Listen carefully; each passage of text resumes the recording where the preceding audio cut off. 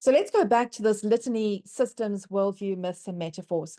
And one of the things I try very hard to do with my work is to find a way to make a model that has been used by multinational corporations, by governments, by the largest militaries in the world, to use those models that are really good and find a way to make them applicable to us. So we can look at this in terms of anything that we want to change.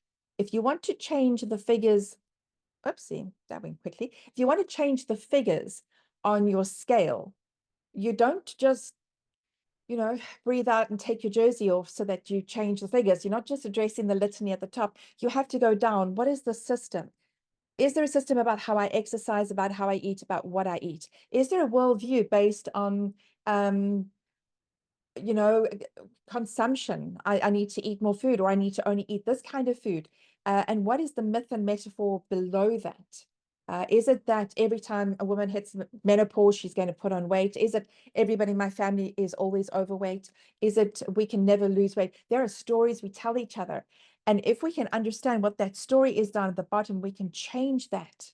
And then we can work our way up. And that is really important. We have to change what is right at the bottom. There are stories about, we can see this in small businesses. For example, you might have a small business that is run by an owner who locks up the till, who double checks all of the figures, who escorts his people to a room to unlock the door so they can get something out, then he locks it up again. And what he's doing is he's locking and protecting everything around him. The system is nobody can do anything until the boss comes along with the keys to unlock it.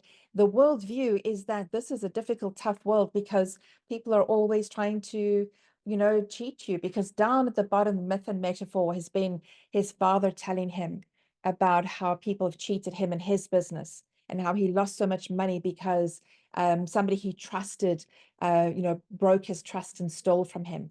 So the myth and metaphor at the bottom of that family builds the worldview of this is not a world to be trusted, which creates the systems where the boss, the owner, the manager can't allow anybody else to do anything. It has to run through his hands so that he can control every moment. And then the litany is we can't move forward without the boss's help and permission. We can't do anything. We can't access anything because it's all trapped.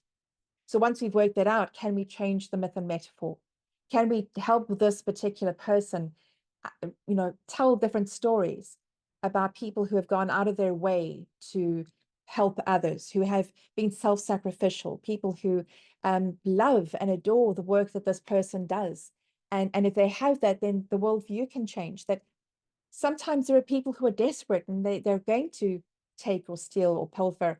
But there are also so many people who want to create and do amazing things and pardon me, they want to create something amazing. They want to do something in their job. They want this to be an expression of themselves.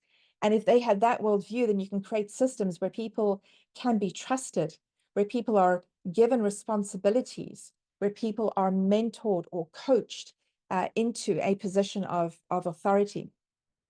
And that changes the litany to a company that is fun to work with, that trusts their staff, that gives their staff a certain amount of agency and expression, and where the boss is sitting back going, I love my people, and look at the results, look at the profits, look at how people just want to work with us in this company and stay here.